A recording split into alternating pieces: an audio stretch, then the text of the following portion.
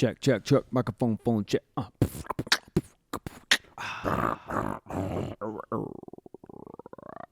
Boom.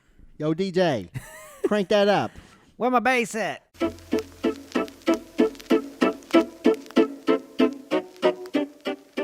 Nice choice of shirt today.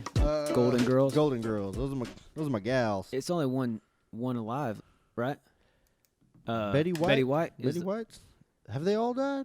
I don't know. Did she just die? No, she's alive. Oh. Betty White's still going. I don't know how much longer she's got left. She's going to be like the Queen of England. She's never going to die. Which, by the way, I think is a conspiracy. There's no way that one little lady has lasted this long. I bet she sleeps in Tupperware or something like that. She probably does. She probably sleeps in one of those like pure oxygen like tanks. You just go in there and it's like the purest oxygen that you could even imagine, and they filter it all and Hyperbaric chamber. something like that. I bet you that's what it is. I would if I could afford to do that. Yeah. Why not? I'd live in one of those, see how long I can make it. Jesse and I talked about this. Like, I wonder what her husband does. Like, he has nothing to worry about. If I was him, I'd be doing business stuff, like, investing money. But I wouldn't he may even not do have that. He may not have that kind of availability He may to not. money. He may not just even have that drive. It's kind of like when He's also everything's retirement age. Yeah, when everything's given to you and you just like have everything like right off the bat. It's kind of like, I don't know, you kind of have to struggle. I think struggling in your life, it helps you appreciate and strive to do better. But if it's just all just like right there, just at your at your taking for whenever, then it's kind of like, I don't know. To me, I would just get bored. Because it's like, oh, hey, I want to build an empire. And it's like, but you got all this money to do it. And it's just like, oh, I didn't have to like, strive to get any. It's not like you go on like a hard time. But see, I feel that that's our generation and younger's issue. Right. I've met some rich people who didn't have to work, but they had their hands in a lot of different stuff on their own because it was just that was instilled in them that maybe their parents suffered through it. Right. Which now coming from a long line of money, I don't know. Right. Yeah, but I don't know. I mean, if you're like bred for success, almost. Yeah. Wouldn't that be a part of your makeup? I guess so. I mean, I think to it's have like that drive to want to keep doing stuff, because I think even once you are like successful, say you do start something and maybe you did come from, just say like Donald Trump, obviously, he was born into money, but that didn't stop him from wanting to aspire to do, to build like his name up and start all these businesses and everything like that. So I guess if you have that drive and that motivation, then you're going to do it regardless of what your situation is financially. But if you're just, lazy in general. And if anybody was like me when I was a teenager, I wanted to do better than my parents. Right. So I think that would still apply when it would be like, even in that type of scenario where you have money, you're like, I could do this better. I think so. Yeah. Maybe. That makes sense. But then you also have the other one where you're like, don't have to do anything. Yeah. For instance, I went to a house a month or two ago. This guy and his wife, they were my age or younger. Yeah. And I heard, I'm not going to say where I heard it from in case anyone listens to this podcast, because this is local. Through the grapevine. That they did not have to work for their money, and they don't work. Yeah. And their house was custom. They got to pick everything out. Right. And I'm like, wow, what kind of money is that? That's some good money. You don't even have to like work for it at all, and it just is. It's the same money we have. It's just more of it. Yeah, I heard it was like somebody from Kippersall or something like that, like the wine place. Oh, okay. It was either something tied to that or I'm like, wow. I can't imagine that kind of money. I could see me trying to.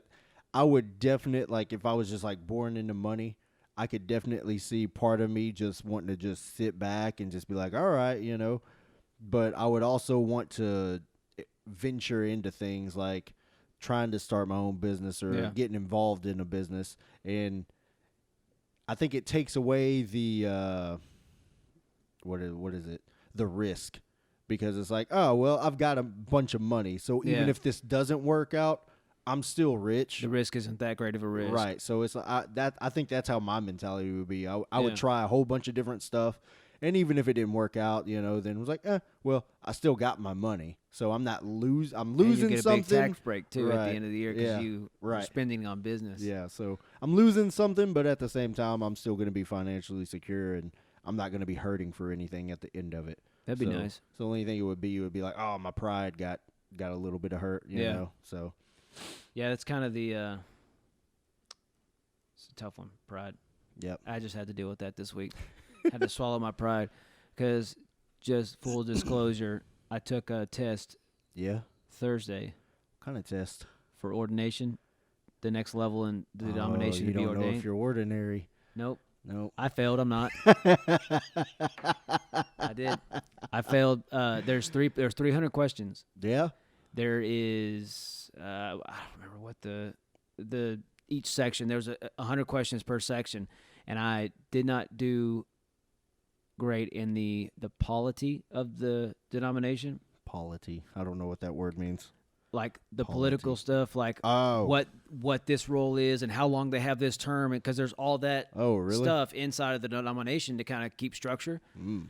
And I didn't do so hot in that one, so it's so political, really. It made, and they usually will do like an interview type with the state board. You'll get to go back with one, and they nixed that because of the corona stuff. Oh, okay. And so like sometimes they would maybe be like, okay, did you really read that question? And they won't do it for you, but they'll bring attention to something and they'll help you because they're not trying to fail you. Right. Just because you don't take good tests does not mean you won't be a good pastor or a minister in any way. Yeah, of course. And so they didn't do that this time. So they said in a couple weeks I'll be able to take it again, but it was like once they said that, because they announced it that when you're not going to be going back. Yeah. I'm like immediate panic attack. I'm like, oh crap. Oh boy. I was really banking on that.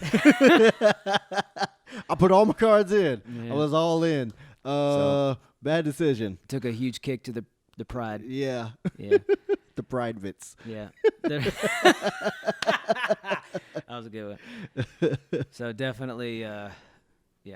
Because then everybody was like, hey, how'd you do? How'd you do? My dad, my mom, hey, how'd you do? How'd you do? Yeah, just continually. I didn't do good. Not so good. Not so good, by the way. I was mad. I was like, I failed it. That's all I said to everybody. I failed. My dad was like, seriously? Because then some was a guy, they kind of do the same thing. Yeah. I mean, in ministry, if you're called to it, should a test hold you back from going further? Absolutely not. Right.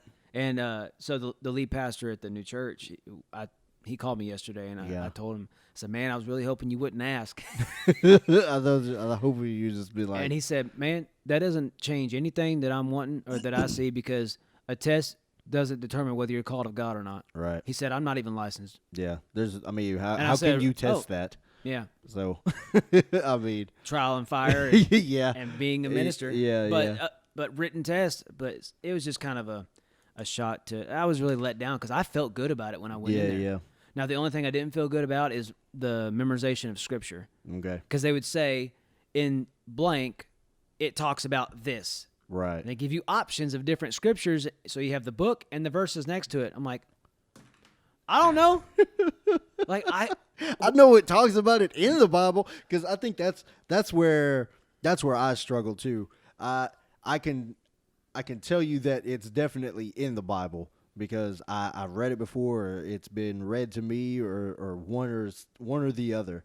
But being able to tell you, oh well, I definitely know. And there's some, I guess, that I'm like, okay, I know like the this repetitive is, one, yeah. like Jeremiah 29:11. Sure, like those just is like, okay, I can tell you that. But as far as like where it's talking about like this specific thing, it's like I know it's there because I've read it and I've studied it, but I haven't committed like, oh, it's John 13:27, and like, oh, I know if that's probably not even like, there is no John 13:27. See, like when I preach, I study so hard that I rarely have to look at my notes, even on the Scriptures I'm talking about, right? Because I know what I'm talking about. I've studied for it. So to just have random, it throws me off, and it's like it puts me in panic mode. Yeah. Because I for one, I don't feel like I test well. Yeah. Obviously, I don't. Some people don't. Maybe I didn't study as hard as I thought I did, but I was doing this little. You ever heard of Quizlet? It's a little app thing where I think I've heard of people it. can take tests, and if you have the books of it or whatever, or the little sections, then you can study it. and like take tests. And I was making 90s, high 90s, almost 100s on every single one I was doing. I'm like, man, I got this. I felt good about it. I walked in there. I'm a tester. And then the lady called and said, you didn't do so good. I'm like, really? Like, I just like, really? She's like, yeah, you failed. Yeah, that's not so good. Thanks for compassion. You could have just like led with that. Hey, So you didn't pass. I was let down. I knew when she called and I didn't answer the phone at that time, and I called back and she left a voicemail just saying to call her back. Yeah, I knew she didn't give a pass or fail. I knew it was bad news. Yeah, But if it was a good one, then she would be like, "Hey, got some great news for you, but just we'll let you know you passed, but just call me back and we'll." It's like, she didn't say good or bad. No, She just said, like, "Hey, I'll be in the office for about 15 more minutes." I got some news. Do with that what you will. Call me back. So definitely a letdown. What's up, guys? Welcome to the Bearded Cactus. Welcome back. I'm Steven. And I am Julian. Today we're going to be discussing a little bit of my past. We're gonna go dark. We're gonna go heavy. We're gonna go dark and heavy. We're going to go dark and heavy. We're gonna go Devi. Like I like my coffee. And we're going to talk a little bit about, because I've mentioned it several times in passing on past episodes about my dark years. Yeah. And I have talked extensively on another podcast I have, but we have never actually went into it on this podcast. And it is a full episode. I like it. So I like it. And he was excited. Oh, yeah, let's talk about how you messed up. Yeah. I mean, that's always, I think it's good. I mean, because now just with any mistakes we've made, we can always go back and reflect and be like, this is what I've learned from that. So now I can apply that to my life and never do that again. So if you listen to one of our, I think, second episode, you'll know that we talked about like our deconstruction and reconstruction of our faith, like how we got to where we are. I was raised in a Christian home. You kind of were left to do your own thing and kind of figured it out on your own, and you ended up where you are. Yeah. Well, in that specific episode touched a little bit on what I did a little bit, but today we're going to dive deep. Yeah. But before we get started, This is good for me, though. I like this stuff. we want to let you know that today's episode is brought to you by thebeardedcactus.com. Yes, yeah. Beardedcactus.com. Sponsored. Very first sponsor. I think it's going to be good for us. They're all in. They're all in. Good. From what I hear, they're all the money, all the chips on the table. Yeah. Full disclosure. We're kind of best friends with the guys. We know them very well. Yeah.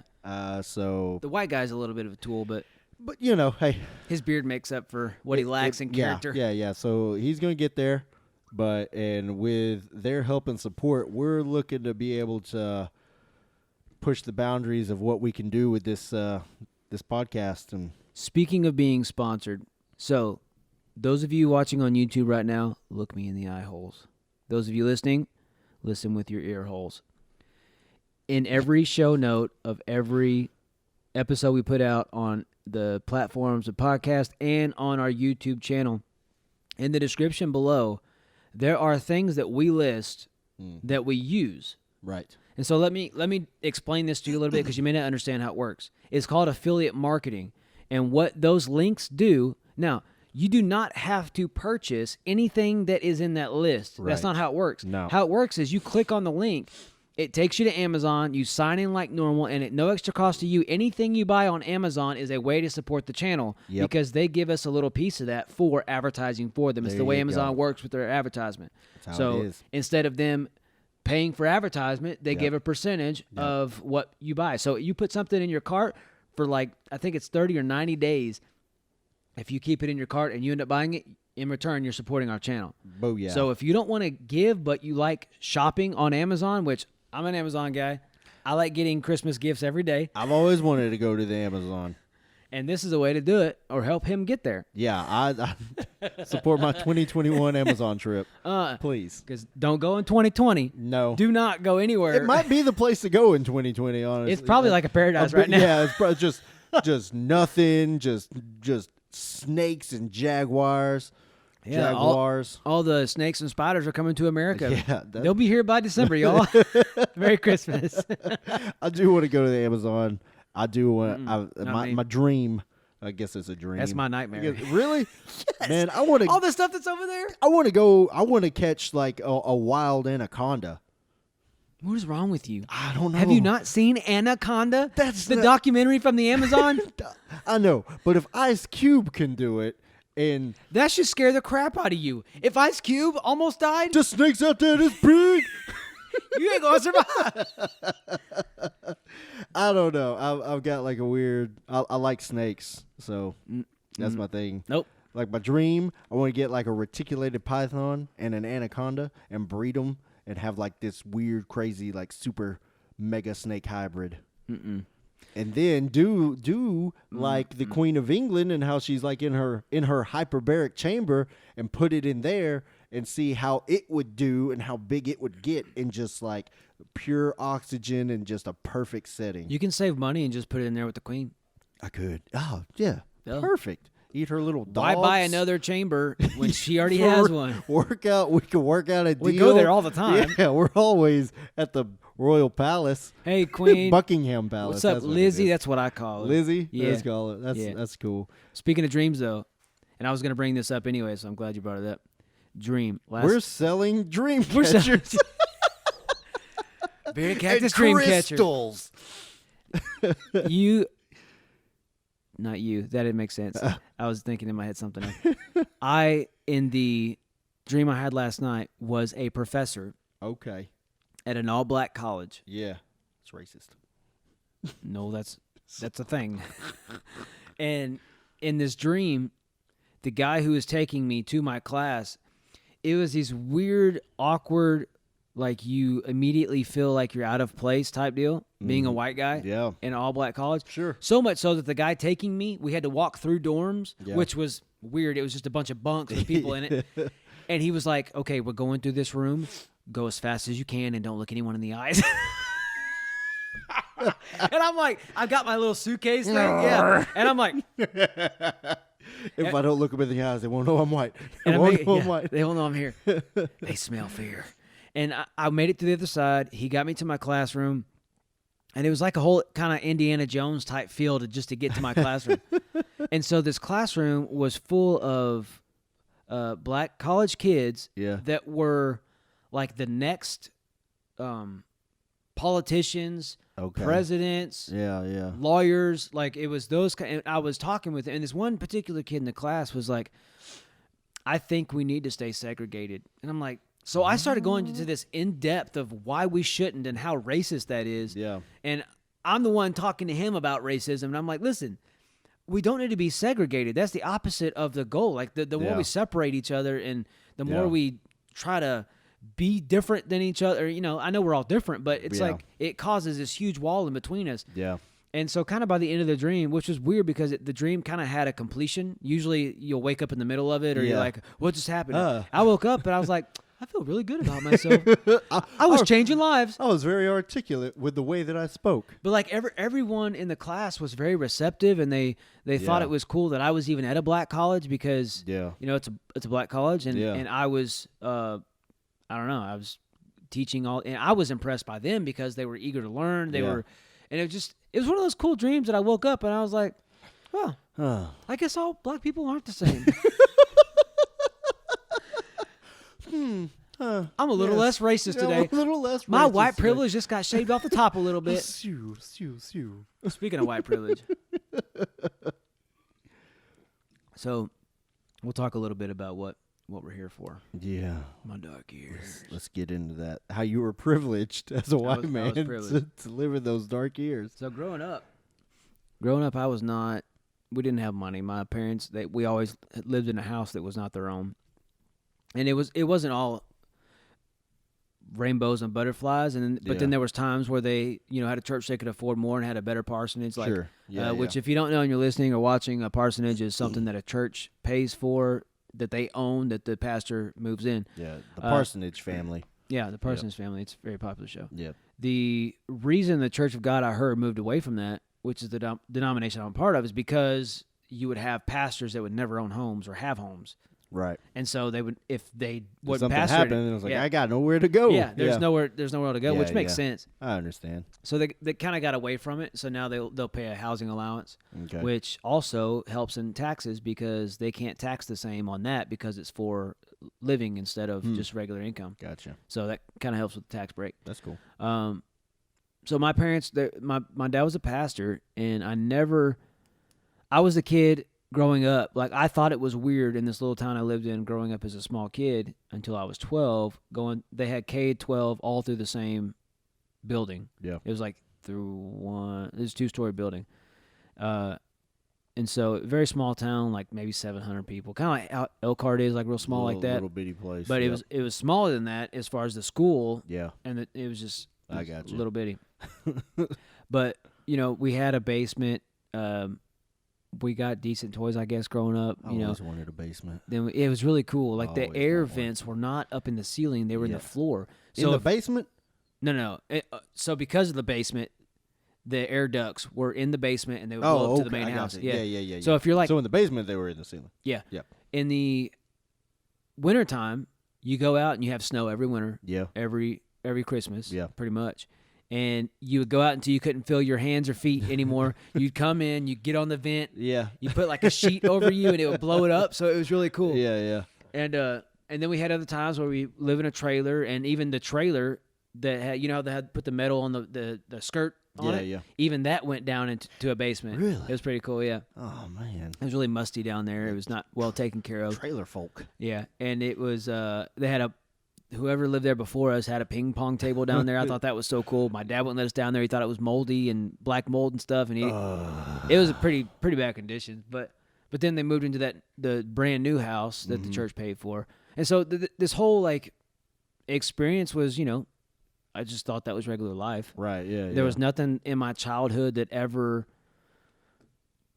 I ever felt like put me on the path to drugs. There was nothing I was depressed about or, oh, my life. Yeah, I need a panic room. My dad beats me after he beats my mom, and then Yeah. my mom beats me. Which is what my mom grew up in. And then beats my dad. He would drink and beat her mom. I don't know if he ever touched her, but that was how she grew up. I remember her saying stuff about that. So my parents would never really fight in front of us. Like, my Yeah. dad was raised, my grandparents on my dad's side didn't really fight. So my dad, that's how he was raised. He didn't want to fight. So they would, like, my dad hit a cabinet one time because he was so mad. Yeah. And she was like, you swung at me, because it brought back memories of that. And so she like started packing her bags, and he was like, where are you going? He's like, you're not leaving me without me. Yeah. And then, so they talked about it and hashed it out, but that never really saw him fight. So it wasn't a bad home life. Yeah. Like, I was all kind of privileged up. Right. And sorry. Now, do you think that it would have been like I don't know, like necessarily better, but if you were able to see them not necessarily fight, but discuss things, or maybe even argue to a point to where not really where they're mad, but where they're trying to come up with a plan. Say it was like a financial thing, or just what we're gonna, like, well, are we gonna move? Because I've got this different position waiting for me, or just anything like that. Do you think that would have helped you be able to see them do that? Well, see, how they had conflict and resolution. The perfect household that I lived in, right? I didn't see that side of it. So when I first got married to my first wife, I thought that's the way life was supposed to be. Right. So when conflict would come up, I didn't know how to handle it, because I thought you were supposed to just not handle it. Oh, I didn't know that they did handle it, right? Because I never really saw that it happened. Yeah, if that makes sense. Yeah. So I never got the conflict resolution training. Now, no fault to my parents. Right. They were trying to not show their kids. Yeah. They were trying to show a healthy marriage. I get that. Yeah. But I feel sometimes healthy is conflict. Yeah. Well, I mean, a healthy marriage doesn't mean that you're not going to disagree. Yeah. I mean, you're going to have disagreements. My wife is wrong all the time. Yeah, and I get it. She's got that wrong look about her face. Yeah. Like, I'm never and a little pantsuits. Square shoulders. I wear the house on these right here. I built this house with these 2 arm pads. You can't see it on the podcast, but you can on YouTube. I'm doing motions. I'm so glad we're on YouTube now. Yeah, me too. By the way, subscribe to our YouTube channel. Make sure you like, comment, and subscribe for sure. On any major platform, you got notifications. You got YouTube, Facebook. We also have a group. A fan page. Yep. We also are on the We're both on Instagram. Did you get a new? You got a new phone, didn't you? Yeah, I just realized I saw that. Yeah, man. I got a new phone. He's back on Instagram. I'm back in the saddle. I'm on Twitter. Any major platform you can use #thebeardedcactus, and we also want to be able to interact with you. That means if you have a question, you can ask it through using the #thebeardedcactus. Yep. And also, that will be, if you have questions, we'll make podcast episodes out of it. Yeah, easily, for sure. Like if you have a question about something personal about us, #thebeardedcactus. We'll question it and then we'll answer it. As well as if you want to email us, if you like to email instead of using hashtags, if you're more old school, we have some older listeners. You can email us at thebeardedcactuspodcast@gmail.com. Let us know if you don't want us to use your name or something. That way, we don't just out you. We'll just call you David. Like yeah, David. Just David. Every David. single freaking David. If your name's David, we're not apologizing. No, it's your fault. If you're deaf, David. You're deaf, David. God bless America. But yeah, that's the only reason I brought that up, because I saw my parents argue and stuff, but I didn't see them like come together like as resolve a it. team. Yeah. So I thought kind of had the opposite. Yeah. So with no resolve. Yeah. My childhood wasn't as good as I thought. No, but yeah, I saw that. Whereas my parents growing up, and even now still a lot, like they've got their money, my dad's got his money, or like, well, I paid this bill and you should pay this bill. There's no like, oh, let's put our stuff. Yeah, it's real weird. And so I've seen years and years. And so I'm assuming you and your wife's money's all one. Yeah, we just put it like all in the pot, and we just consider it like our money. Even though I'm the one that is working and bringing in all the money right now, it's still for the family. And that's why I do it. I don't look. And I've had to. It's not so that you can just go spending, although you should be able to. Yeah. I mean, we talked about that a few episodes ago. My wife was like, "Oh yeah, oh yeah." She did. She walked in. She was like, "Oh really?" And I'm like, "What? I totally forgot any of the conversation we had. I am not held responsible for anything I say on this channel. Once the podcast is over, that's it. That's in the past. We don't bring it back up. Not my fault. No, that's the same thing happened to me. I got like a text. So all you learned in 10 years of marriage is this, and I'm like, oh, yeah. I learned more, but I don't have a lot of time to talk about it. I'm not going through every single thing that I've learned. Come on, get it together. Yeah, she had the same response. Like, baby, she said, you said nothing good that entire. I was like, you didn't listen very well, because yes, we did. We talked about things that we deal with, like the big main things, sex, money, and AIDS, and we said we talked about how we get around it, how we work through it. I don't know what else you want from me. Didn't even listen. My wife is so amazing, and I'm not just saying this because she's listening or watching. She's the best. Oh wait, she's the best woman in the world, and I have never met anyone like her ever. Ne'er will I ever again. In a good way. Calm down. Self-suicide right now. Over, done. But yeah, so that's the only reason I bring that up, because you never saw your parents have that kind of conflict resolution. I saw my parents have conflict, but no resolution. And see, the only thing that we don't discuss or argue, because I mean, you argue in a marriage, that's just how it is if it's about our son. Right. Like if we have a difference of opinion, I'll make a face and I'll be like, baby, you kind of, because she's pretty strict, and I'm more laid back, like whatever. And then I'm strict in these areas, and then she's laid back in this area. She's like, you're kind of being dumb. Yeah. But we try not to hash that out in front of him. That way he can't make sides. Yeah. That's the only thing that we don't do in front of him. Right. I get that. But I always, even if I don't feel like I'm wrong, I will apologize. Yeah. Publicly. Yeah. Right now. I'm sorry for who I am, but you knew what you got into. I put all my cards on the table. I did. She was like, man, she's like, God must have blinded me. I'm like, hey, works for me. My eyes were wide open. I knew what I was getting. I mean, I had a conversation with her dad, and her uncle was sitting there. I don't remember but a bunch of people were over after Sunday church. And I told him my entire story. Yeah. And you let it all out. That's good though. That's good though, because no surprises. We weren't engaged or anything yet. Yeah. She was like, I'm surprised you told my dad that. Well, he's going to I'm find surprised out. my dad didn't kick you out of the house right then. And I said, well, I've learned that we all mess up. Yep. And I think we try to paint this picture of being perfect, Like, oh, especially in the I've church. never messed up. Or I made a couple little mistakes. Yeah. No, some of us have made some pretty big mistakes. And the thing is, we should all be lifting each other up. That's Yeah. biblical. Yeah, We should all try yeah. to be lifting each other Yep. up, and not For the sure. church is the ones that will kick the down quick. Yeah. Like they're first in line. Yeah. Oh, well, you did this. Oh, well. You're not worthy of the gospel. well. None of us are. Or, yeah, like, I don't mind a little bit of sin, but those kinds of sins, That sin I don't approve I'm of. sorry. You can't be part of our group if you sin that way. See, No, thank you. I'm guilty of, like, homosexuality is wrong. Mm-hmm. But I would watch Friends Yeah. and laugh when that show is about sexual immorality. Right. Yeah. And that's a double standard. Right. And now this is I a get it. personal conviction that I've felt, because I'm like, man, what have I let slide in my life Yeah. Yeah.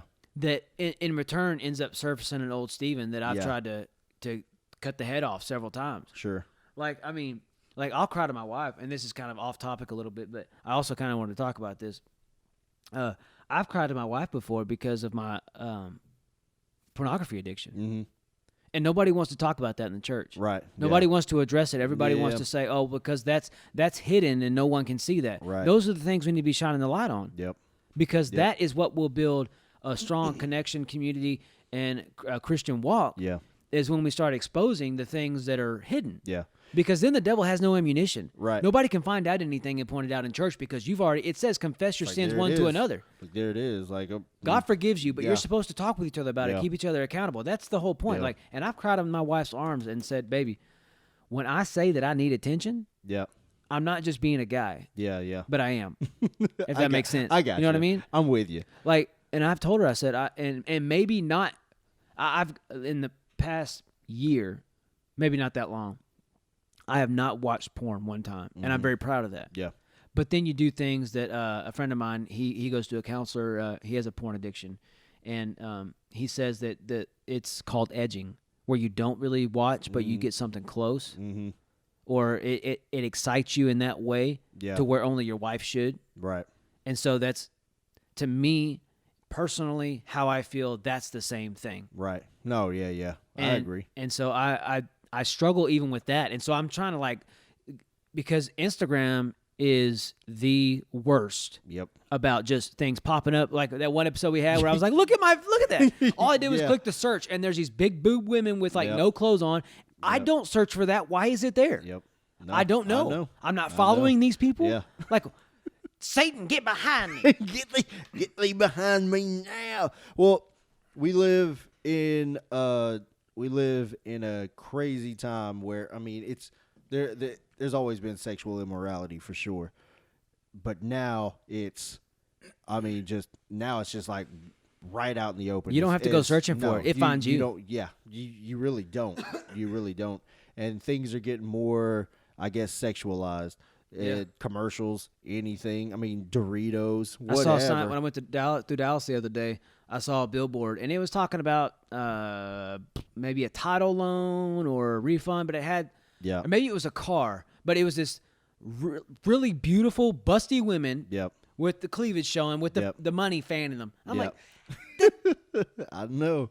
what? It's everything. That doesn't even have anything to do. I Yeah. get one of those when I get a tax return. Yeah, Like, yeah. It's like, okay, I don't know. maybe I brought home another one. She'll help with laundry. Yeah. Got to move to Utah. Yep. It's I feel- all right. I It's feel all the Lord right. calling me to Utah. I'm a Mormon now. But see, that was another thing that was one of those suppressed things that during the drug addiction and all that stuff, like that was sexual things was a part of that life. Mm-hmm. Yeah. And it was, and it still haunts me. Yeah. And so, Well, sorry, we'll go. Well, it all blends together because you take it, okay. Like like they always say, the sin will take you farther than you wanted to go and keep you longer than you wanted to stay. Yeah. Well, okay, so you could stay in this lifestyle for however many years or however long that you stay in it. You stay in it for X amount of years or X amount of time. Well, that doesn't mean that the effects and everything that happened along the way, that while you were in it, is going to go away as soon as like you decide to change your ways and turn just away an from automatic. it. Oh, everything's Right. good now. Oh, now I don't have this addiction that I built up. Now I don't have all these memories and thoughts of everything in my mind that has been there for the past 20 years. That for some people. So that's a lot of memories. I've been driving down the road and like thoughts of sexual immorality or things that I have done will just pop in my head out of nowhere. Yeah, and I'm like, I'm not hitting the steering. I'm rebuking Satan out loud. Yeah. Because that's how we have to. I believe God created with the spoken word on purpose. Right. I believe Jesus was called the Word for a reason because there's power in words. For sure. And we need to start rebuking out loud the things that are trying to get in our minds because the mind is one of the greatest battlefields that we will ever see. Yep. And if we can conquer renew our mind in here and wear that helmet of salvation to where we're protecting ourselves, we're like, no, I'm a child of God. No longer is this a part of who I am. Right. And that's one of my biggest battles is because, first of all, I'm in ministry. Yeah. That's a big part of our life. Now you're a big target. Now, and I am like, I beat myself up because I feel so unworthy of where God is placing us. Right. Well, I know it's because of the favor of her. Yeah. It's gotta be. I always put it like on Kelly. I was like, God really loves you. Yeah. It ain't me he loves. Nobody likes me, but they love my wife. That's why we're doing so good is because of you. You're a great a great woman. I don't understand. Are you happy? Yeah, you happy now? Are you happy? You happy? You got your comeuppance. That's $5. Donate to the channel. She did buy a tank top. Yes, she did. She did. And so, kind of back to growing up with a good life and kind of in my eyes, the perfect childhood. Yeah. I never saw my parents throw a fist or anything like that. Nobody got a doorknob. Yeah. Nobody fell down a flight of stairs. And so, well, my mom did one time, but it was actually a thing of stairs that went up on one of those flatbed trailers at a park. Yeah. They were putting on a church praise thing or whatever. Okay. And she fell. So there's a bunch of witnesses. That was the only time she ever. Larry was not involved. He was way over there on that descent. Yeah. I think he rigged it. Just take out this bolt here. That'll loosen it up enough. Just putting this together. Kim, can you run that up to me real quick? If I say putting it together, they won't know I'm taking it apart. Yeah, so that growing up, there was no confusion on who God was. Yeah. We talked in our Demons and Aliens episode Yeah. about and got my mom on the phone about if you haven't listened to that episode, it's pretty intense at the end. Yeah, we get my mom on the phone and she gives her firsthand account. Yep. So all these things, knowing that God is real, to where even when and the way that I got into alcohol first, and then into the drugs, and that's why I'm not judging people that drink alcohol, but I despise it so much because that's how I got into where I wasn't right. Right. That's my mother. Kind of like your starting point. Yeah. Yeah, and my mother, like, her dad never did drugs. Right. But he drank and he beat. So there's so much damage that it can do. I'm not saying there's no way you can group everybody and put them in the same basket. No, there's no way. Right. But for me, and being a minister, alcohol destroyed my life by being that gateway into other things. I got you. Like ecstasy or Molly, whatever you want to call it, meth, cocaine. And cocaine, it was actually alcohol, and then someone suggested at a party about cocaine, and then from cocaine, someone said, hey, I have something that'll last longer and stronger, and you can snort it the same way, and that's how I got into meth. I remember the first time I did it. I didn't know you could do that with meth. I thought it had to be smoking. Nope. Like smoking. Smoked. I would have to be smoking. Smoking! That's the Texas The talk. smoking word. No, you put it in a bowl and you roll it, and you can buy those at a gas station. Yeah. They call them rose bowls, and they have a little fake cloth rose in them so they can sell them legally. See, that's all foreign to me. I never got in that Went game, to the same I guy. guess, They would so. even sell little bags like that they seal where you can sell baggies in. That's what I would do, too. That's how I divide it and set it up. They get it all from a gas station. And the companies know about this, surely. Obviously, they know. Yeah. Gas stations where you could buy all that, even the big ones that it was like good solid glass all the way down with a huge bowl. Yep. Same thing. And so it was, at a gas station. Wow. But I remember the first time I did it, it was somebody who promised me that it would last longer. Yeah. And it would get you higher. I did it, and I was good the entire night. and it stung my nose like nothing I'd ever felt in my life. Really? And that was the first time I ever. And I smoked cigarettes by then. Yeah. So when someone said you could smoke it, I was like, oh, That seems easier. yeah. And then it was glass, and you rolled it, and it liquefied. The crystal liquefied, and you just roll it back and forth, and it starts smoking, and you suck it through. What? See, I don't know any of this, man. It's literally science before your eyes. That's crazy. That's weird. It's a solid. You melt it to a liquid, and Yeah. it turns into a smoke. Hmm. All three of them right there in one swift. Science. And so this, it took so long after I put that drug down to forget how it felt Yeah. of being high. Yeah. Like thinking about it and talking about it right now, Yeah. I can kind of remember how my head felt. Yeah. But as far as like that, I got to have it. Yeah. You know, it's been so long, Right. 6.5, 7 years now, Yeah. that I don't have that. And Yeah.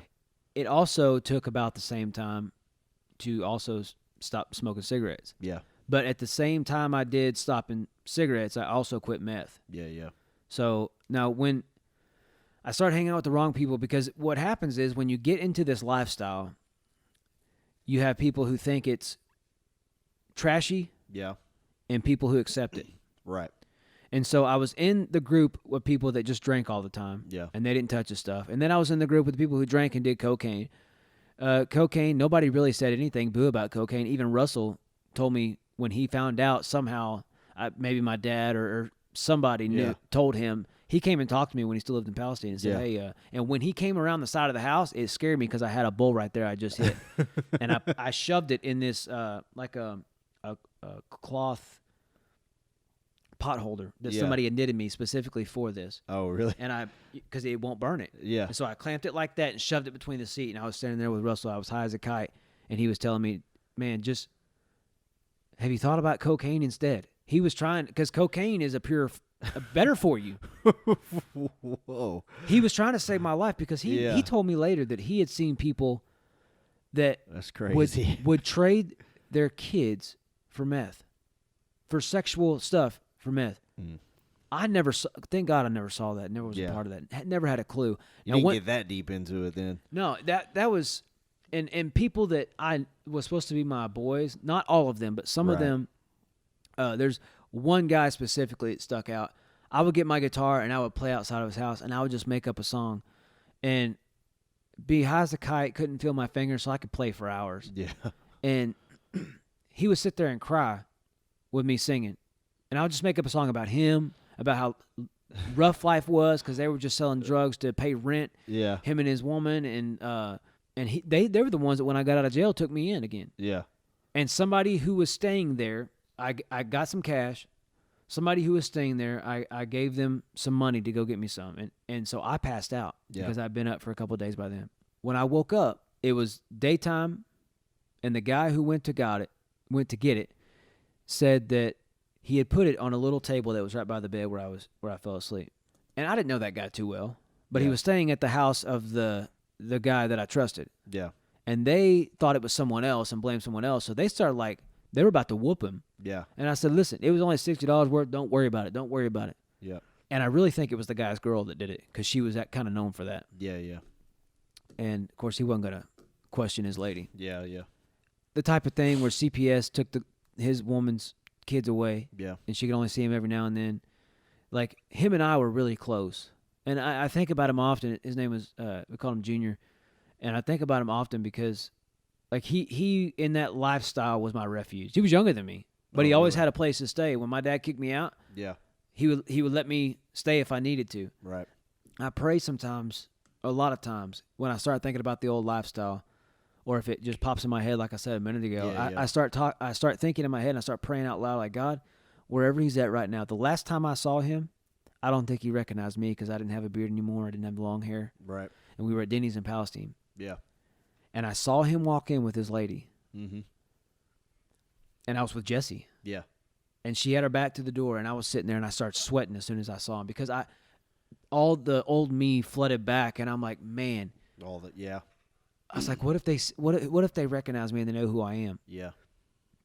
I think he looked at me, but I think he was just like looking at the room. Yeah. He had some sort of apron on, like he'd been working somewhere. Okay. And I'm like, that's right, man. And I didn't want to talk to him because I didn't want to cross-contaminate. Yeah. I didn't want my wife to know anybody. Right. And that I didn't want to act like we were friends. And I was trying to live right. I did not need that in my life. Like, whether it was a good or bad influence, I didn't need any. I had to cut all strings. Like, serious talk. I deleted my Facebook. Yeah. That was a big deal. I had, like, the max friends on there from Orlando and from around the States to where I had traveled before. And I wanted to make sure that nobody could get a hold of me. The reason I deleted my Facebook when I first got out of jail is there was a guy that was in jail. When he got out, he messaged me on there because he remembered my name. Yeah. And we knew some of the same. A lot of people I was in jail with, I knew a lot of the same people. A lot of the people I do drugs with, I knew everybody in there. Yeah. Holly Brotherton, you remember her? Yeah. Her dad was in there. Oh, okay. And I didn't know this. Yeah. But he told me that he had been in state jail her entire life. Oh, really? And I had no clue. Yeah, I didn't and know that. my heart broke. And a part of what he told me there is the reason when meth got into the jail cell that I was in, I didn't take any of it. Yeah. Because I knew that visitation was coming the next Tuesday. And I told him, I said, I want to see my dad for the first time in a long time through sober eyes. Yeah. That meant something to me because I could have got high again because I was high when I went into jail. Yeah. They arrested me. There's a cop that had been floating around town, and he had pulled me over once for something. I don't know if it was speeding or what because my car didn't have a speedometer. My dad got the wrong thing, and it didn't have the right attachment. It was for a different, so I had to have a little speedometer on my phone. On your phone, yeah. And then I knew after I got used to that, I knew by what gear and where the RPMs were, how fast I was going. Yeah. And so I was maybe 5 miles over. I had a crappy looking car. Cop pulled me over. That's just how it is. Yeah. Yep. He's doing bad. And so I had an expired license because the first time I was arrested in Orlando in 2009, I think, when Tristan was born in 2008. After the first wife left me and I had started spiraling over there, which is where I first started drinking heavy, and Molly was my cup of tea, and then got into cocaine over there. Yeah. But he told me, he said, Mr. Tillman, if I see you again and you don't have a license, I'm gonna have to get you. Yeah. And he let me go. Yeah. I was like, yes, sir. Okay. And I don't remember. I think I might have went to high school with him. He may have been like up in Ted's grade or around there or between. Yeah. And he saw me another time at a gas station. I was coming out. He was going in. He said, hey, Mr. Tillman. Hey. Hi. He said, you got your license yet? I said, no, sir, I'm working on it. Because I had to pay a certain amount of fees and get caught up, and they would not release my license. Yeah. Because in Orlando, they said that I pretty much ran. Yeah. Which I didn't. Right. My officer that was over my case would not respond to me. Yeah. And I didn't have a job, didn't have money. Yeah. I needed to come back where I could at least have a place to live. Right. And she wouldn't respond. So, long story short, I was just out of drugs. Mm-hmm. And I was headed to drop a friend off, and he said he can get some more at his Connect. And all of a sudden, lights popped on behind me. Oh. He had a beer in the cup holder. Yeah. He always drank when we went places. He drank all the time. Yeah. Younger than I was, probably about 5 years. He immediately started to panic. Yeah. I thought everything was good. Yeah. I didn't think I had any on me. Yeah. I had a little Altoids thing, and it had a bag that had like one crystal, like a little crystal. Really? Oh. Well, I also had a pipe. Yeah. I folded it. It was a big pipe. I folded it up, and the door, like the whole housing of it, had been taken off because my window got stuck, and I had somebody working on it. So I took that thing and I shoved it down the cavity. Yeah. I forgot about the Altoid thing. Yeah. So they got me. And it was the same cop. Yeah. And he was like, oh, Mr. Tillman. And so he said, I'm going to guess you don't have your license yet. Dang it. No, sir. It's a good guess. You ever thought about being on a game show? And then after he put me in handcuffs and the other guy that was with me, guess who I saw walking up to the car? Ted. Oh, yeah. So not only did this guy catch me, and they searched me and they found it and everything, a guy that I went to high school with walked up and he's like, what are you doing? Yeah. So they put me in the cop car, and I when I went to trial, or not trial, but when I had my court date, to prepare for it, the lawyer had me listen back to the recorded audio, Okay. and I could hear myself Yeah. and how fast I was talking. Yeah. And I was like, man. And this was after I was sober and Yeah, married yeah. to Jesse. We Yeah. were just married, and I'm having to go in and relive Yeah. this whole thing. And I'm like, oh my gosh, it's so obvious. I was talking to the cop, and I was like, because at the time I was living in my car, Yeah. and I said, what are y'all gonna do with my car? He said, well, it's gonna get towed. Or he actually told me that they were gonna leave it there, but it was a public or a private parking lot, so they towed it away. And I said, you can't do that. That's my house. And he thought I was being funny and being a smart mouth, Yeah. but I wasn't. Yeah. And then my camera equipment was in the back of there, Yeah. my expensive stuff. Yeah. Yeah. And I could hear him talking about there's some expensive camera equipment. We don't know if it's stolen. I said, that's my stuff. Yeah. And Ted had knew that I had done some photography stuff. Yeah. Yeah. I would not ever leave my camera stuff anywhere Yeah. because I didn't want anybody to steal it because, Right. that Yeah. lifestyle, there's thieves. For sure. And so got arrested, went in the jail cell. I got on the phone. I could not remember my mom's number, Yeah. but I could remember my dad's. Yeah. And by this time, no, I'd rather call them. by this time, she had already left and went to Arkansas. Yeah. So the only person I had close was my dad. Yeah. And my dad had told me growing up, and I always thought it was a joke, and I found out it wasn't, that he said, if you ever get arrested, Yeah. I'm going to leave you in there, and you're going to have to find your own way out. Yeah. And that's exactly what he did. Yeah. When he told me that again on the phone, Yeah. I started cursing him out, and I started quietly crying. Because in the cell, there's like room for 8 to 9 other cellmates. Right. Yeah. And I started like in the corner. I'm like, you dad? I'm like, I'm giving it to him. Yeah. And because he had already kicked me out. It was his fault. I was out there in the first place. That's how I rationalized. Yeah. Yeah. Because I was high as a kite. Sure. Yeah. Yeah. Yeah. And it was not the first. And after I got off the phone with him, I got up in my bunk, covered my head up, and cried myself to sleep. Yeah. And for the first time in a long time, I had peaceful sleep Yeah. in a jail cell. And got up. Next day, called him again. He said, I'm sorry. I got to leave you in there. Yeah. So I let him have it again. About the second or third day, I finally sobered up, got some food in my system, Yeah. kind of worked it out, took a couple of showers, started feeling better. Safe showers, right? Well, actually, it was kind of funny you say that because they had two toilets, Uh-huh. no petition. Right. One was for peeing, one was for pooping. Right. They give you a roll of toilet paper when you get in there. Yeah. The shower area, I think they used trash bags, and they had it taped off. Yeah. And then you walk in, and you have the whole entire bathroom to yourself. Yeah. And you just take turns. Was not what I was expecting. But they would say stuff like because it had like a metal partition between all the, like on the front of it, and then the doorway was over here, or where you walk through the flap, and then the shower, and then the stalls and the sink. Right. And they'd be like, don't drop the soap, just being funny. It's not too funny for a guy fresh in jail. Right. Yeah. Death grip. Wash myself and clench both I'll hands. just break me off a little piece, and I'll just use that. Yeah. If I drop it, that's fine. I feel better. I'm I not got picking more. it up. Yeah. I'm not picking it up. And so ended up talking with the guys, realizing that I knew some of their people. And so it kind of like immediate when you know somebody that somebody else knows. Yeah. And then found out that was Holly's dad and stuff. And I'm like, man. And then a guy came in he just got arrested, and they let you keep your shoes and your socks.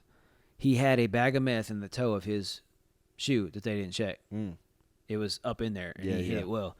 And so this guy was like king of the castle. They were offering him all their commissary they had. Hey, man, whatever you want. And so they started like breaking it out. Somebody would watch at the door. Yeah. They were like, hey, they called me Jesus because the way I looked. Yeah. Everybody did. They said, hey, Jesus, you want some?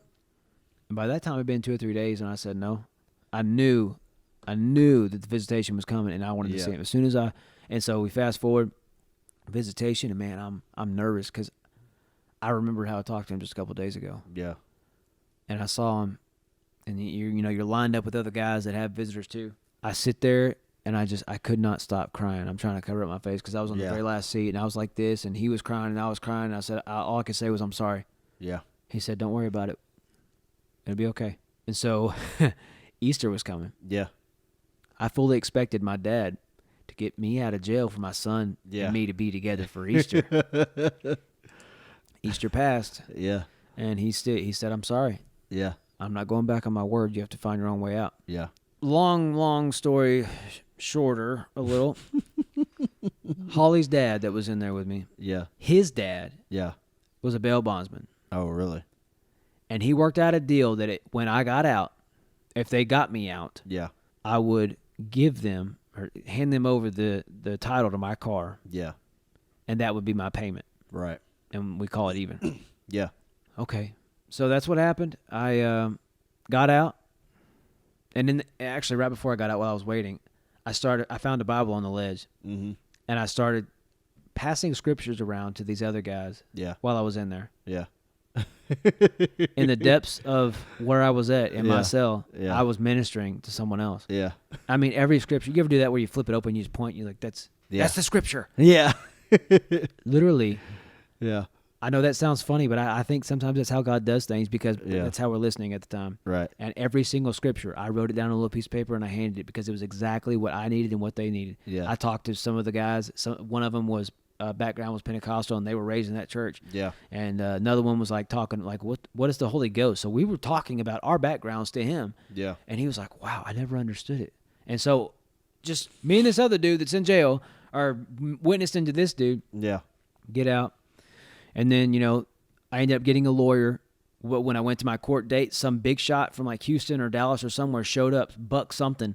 And I have never heard of him, didn't even know who he was. And he showed up in like a 3-piece suit asking me, hey, when was the last time you got high? And I said, well, how long have we been together? And I based it off of that. Yeah. And he looked at me and said, I'm being serious. I said, so am I.